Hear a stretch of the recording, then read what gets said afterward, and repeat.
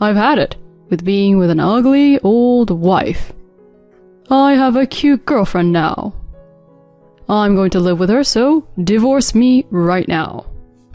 My husband, Kevin, who made me quit my job and burdened me with the care of my bedridden father-in-law without any support, demanded a divorce. Hearing this made me feel like I had been punched in the head. You've been cheating on me? And you're serious about divorcing me? For her? Yeah, that's right. I've been thinking about when to dump you anyway. Sign the divorce papers. I'm leaving this place today. He then flaunted a large suitcase. What? You're leaving? What about your father? Like I can stand taking care of that bedridden old man. You take care of him.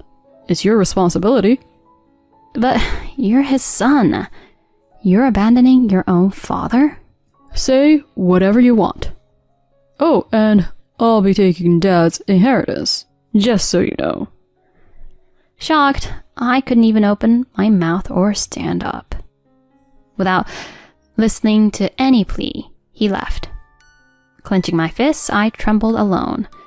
He forced the care of his father on me, cheated on me during that time, and now he's declaring a divorce. To keep mocking his father and throw the care onto me is something I could never forgive. Then, right after that, my usually silent father-in-law suddenly burst out laughing and said, I'll show that worthless son a real hell. My name is Clarissa, and I'm a 40-year-old part-time housewife. I met my husband Kevin 16 years ago through a mutual friend. I was a school teacher, and Kevin worked for a small to mid-sized company. He was easygoing, or positively speaking, he had a cheerful personality. He was the opposite of me, who was often described as too serious, but perhaps I was attracted to the qualities I lacked. Our relationship progressed smoothly, and on our second anniversary, he proposed to me. I happily accepted, and we got engaged. My parents approved of the marriage, and next, we went to greet his family. His mother had passed away when he was in high school, and his father, Connor, a senior executive at a large corporation, lived alone. His family home was quite a mansion, which made me nervous. Ah, glad you could come.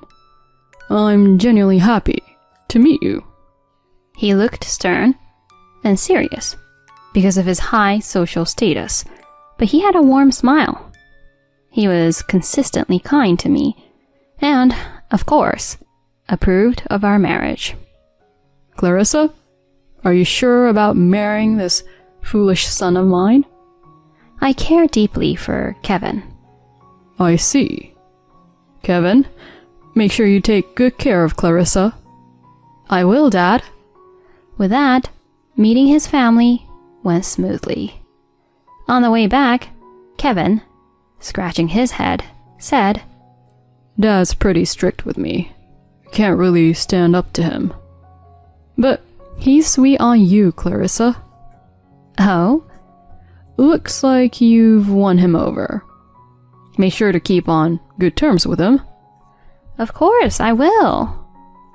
Afterwards, we had a small wedding ceremony, and at that time, my father-in-law gave us a wedding gift of $6,700.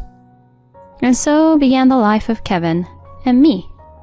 We started living in a rental apartment, about a 30-minute drive from his family home. However, we soon ran into a problem. Frankly, Kevin's salary alone was not reassuring. I liked my job as a teacher, so we both worked, but he was surprisingly bad at doing household chores. All the housework was left to me. Even if I asked, he wouldn't even vacuum. We're married now, and housework is the wife's job. I'm the husband. I work and come home tired. This was his argument, but I was just as tired from working. Even when I expressed this, his attitude didn't change. Gradually, I got used to him not doing any housework, and I ended up taking care of everything myself. Time flew by, and it had been 5 years since we got married. When I turned 30, a new problem came to light. We hadn't been able to have children. I love kids, which makes sense since I'm a teacher. Kevin wanted kids too, but there was no sign of pregnancy. We both got checked out at a fertility clinic, but neither of us had any issues. We didn't understand why we couldn't conceive, though they say these things happen sometimes. After getting the results, I said to Kevin, "Hey, should we consider trying advanced fertility treatments? They're expensive, but..." What? He frowned all of a sudden. It's a waste of money to spend on stuff like that. Besides, it's your fault we can't have kids in the first place. But the tests said there was nothing wrong. No, they're wrong. If there's nothing wrong with me, it has to be you. We can't have kids because of you. Aren't you sorry for that? He kept blaming me for our inability to conceive. He continued to say things like, "Apologize to me for not being able to have kids." And I felt increasingly cornered mentally. Eventually, I began to believe that it was indeed my fault. He blamed me, and I also blamed myself. So I started losing a lot of weight. One day, I went to my in-laws' house, alone on an errand, and my father-in-law Connor was shocked and spoke to me. "Clarissa, you look pale. And you seem to have lost weight. Is something wrong?" "I'm sorry, Connor. I may not be able to give you a grandchild because of me." He supported me as I broke down, crying. As I tearfully explained the situation, he said to me, "There's no blaming anyone for this. It's just something that can't be helped. Clarissa, you shouldn't blame yourself." "Oh, Connor." There are plenty of happy couples without children. That's all you need to aspire to. Don't worry about giving me a grandchild or anything like that. "Thank you, Connor." After that, he called Kevin and scolded him quite severely for how he had treated me. When we came back home, he was fuming. "My dad yelled at me because you ratted me out. How could you do this to me?" It's your fault we can't have kids. So why do I have to get yelled at? This makes no sense. Even after being scolded by his father, Kevin didn't change his stance that it was my fault we were infertile. From then on, as if to show his anger towards me, he wouldn't lay a finger on me. 10 years passed, and I turned 40. Since there was no intimacy, having children was out of the question, and I had long given up on pregnancy. Still, we functioned as a married couple. Though our relationship was cold, we did talk. I continued to handle all the housework and the more bothersome tasks. Over these 10 years, Connor was always considerate and kind to me. When I cooked too much for dinner, I would take it to his place to check on him. He would give me delicious sweets or gifts to take home with me. That's how I've been living. When he retired from his job 3 years ago, we even celebrated his retirement. But then, tragedy struck. As usual, I texted him saying I was on my way over, but there was no reply. A bad feeling washed over me, so I rushed to his place and entered the house with my spare key, only to find him collapsed in the hallway. Connor, please hang in there. I called an ambulance right away, went to the hospital, and I've also contacted Kevin. They say he had a stroke. He's had surgery, but they're saying a full recovery is unlikely. They're saying there's a high chance he'll be bedridden. Dad had a stroke? And he's going to be bedridden? It seems he was shocked too, because he left the hospital room. After that, Kevin and I decided to discuss what to do next at home. Then, nonchalantly, he dropped this on me. We're going to live at my parents' place from now on, and you're going to take care of Dad. What? But I have a job. Quit it then. Is your job more important than my dad? He snapped at me, seemingly outraged. Connor has been my lifesaver, but my job is just as important to me. I suggested relying on caregiver services, but he refused, saying it would be a waste of money. And so, with a heavy heart, I quit my job and dedicated myself to taking care of my father-in-law at my husband's family home. He's now suffering from hemiplegia and aphasia. He can hardly speak or move, so he's bedridden. Old man being like this is pretty miserable. Well, I'm counting on you for the rest, Clarissa. As soon as Kevin got home, he just said this in front of his father and went off to another room. While I was fuming, Connor told me something astonishing. After that, Kevin just dumped all the care for his father on me and didn't even try to help. Not only that, but he began coming home later and later and was hardly ever home. I struggled with the unfamiliar task of caring for him for several months. It was about 8 months after Connor had the stroke. Kevin came home late again that day. "Ah, you're home." Kevin, possibly drunk, walked into his father's room and started saying this to me. Your plain face is quite a sight, not even wearing a bit of makeup again today.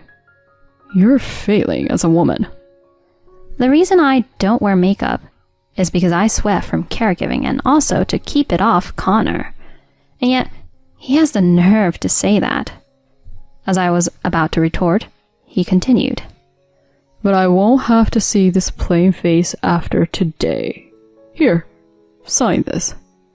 He unexpectedly shoved divorce papers in my face.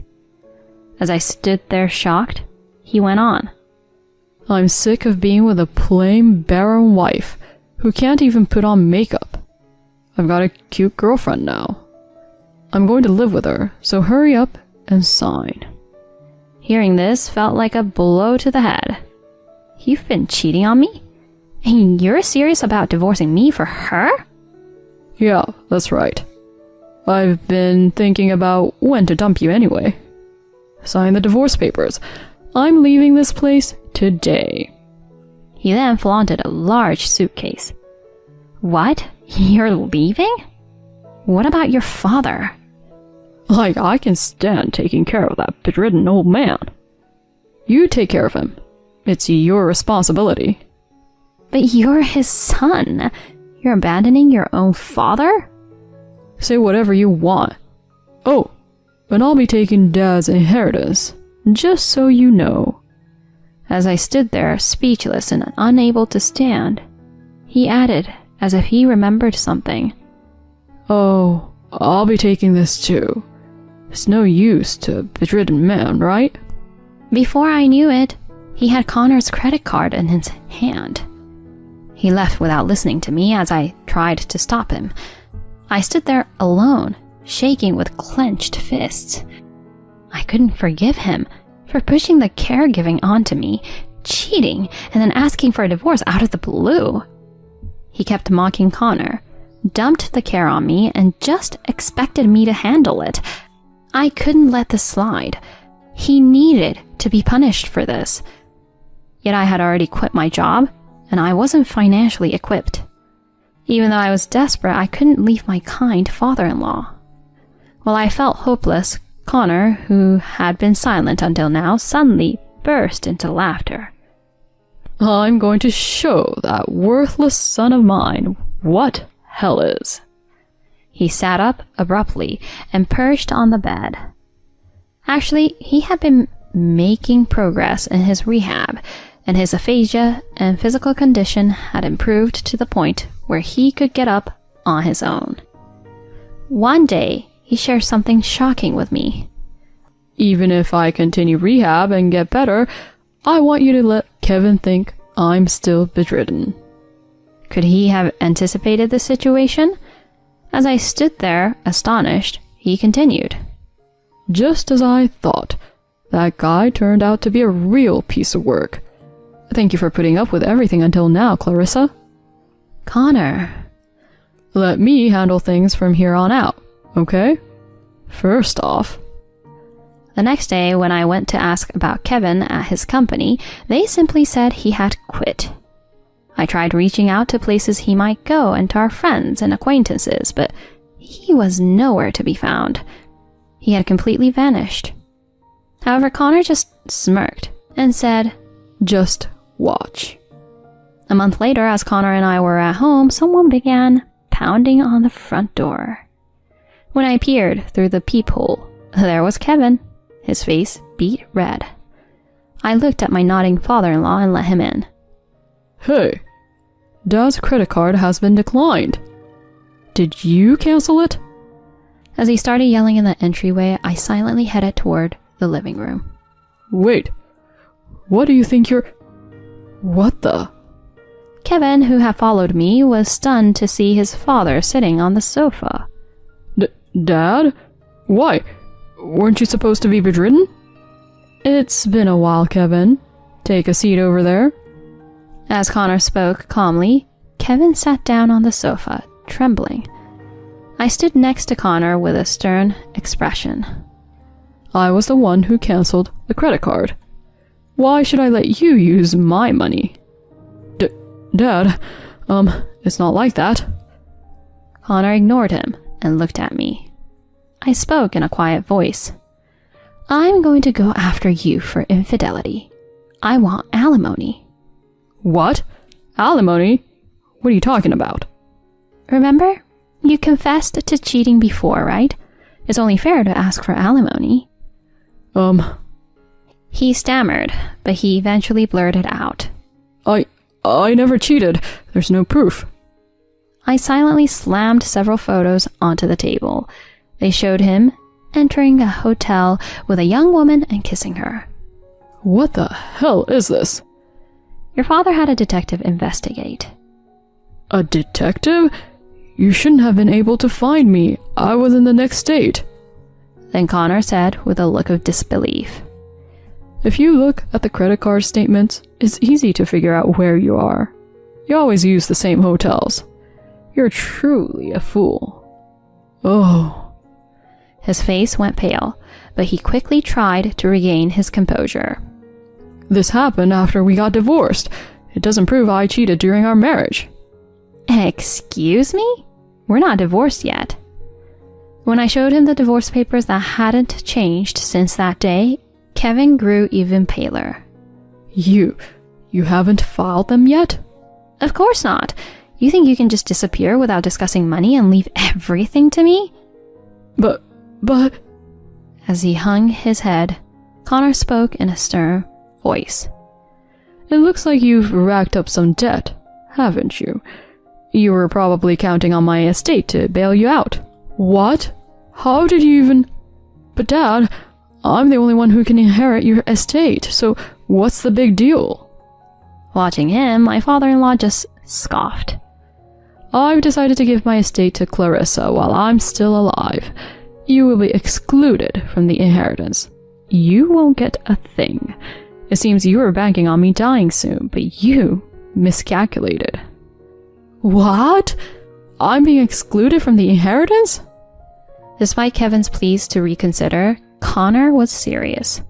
Realizing this, Kevin turned to me, begging. Clarissa, I messed up big time. I'll break it off with the other woman. Let's start over. And you haven't filed the divorce papers yet, right? This will work perfectly. In response to his desperate plea, I raised my voice and told him straight. As if I'd ever start over with you. We're getting a divorce. I'm going to demand my share of the property, so pay up and get lost. No. I threw him out of the house as he hung his head low. Later on, my divorce from Kevin was finalized. I managed to receive half of our joint savings without a hitch. With no inheritance from his father, Kevin was quickly dumped by his mistress. Now estranged from Connor as well, he's apparently rolling into a shabby apartment, chased by debt collectors. Hearing about his misfortune, all I can think is, serves him right. As for me, after receiving the gift from my father-in-law, I was introduced to a tutoring school run by one of his acquaintances. I began working there as a teacher. As for Connor, he moved into a slightly smaller house, hired a caregiver, and is living a comfortable life. His health has greatly improved, and we sometimes have lunch together. I'm grateful to him and want to keep moving forward, lighting up my life with positivity.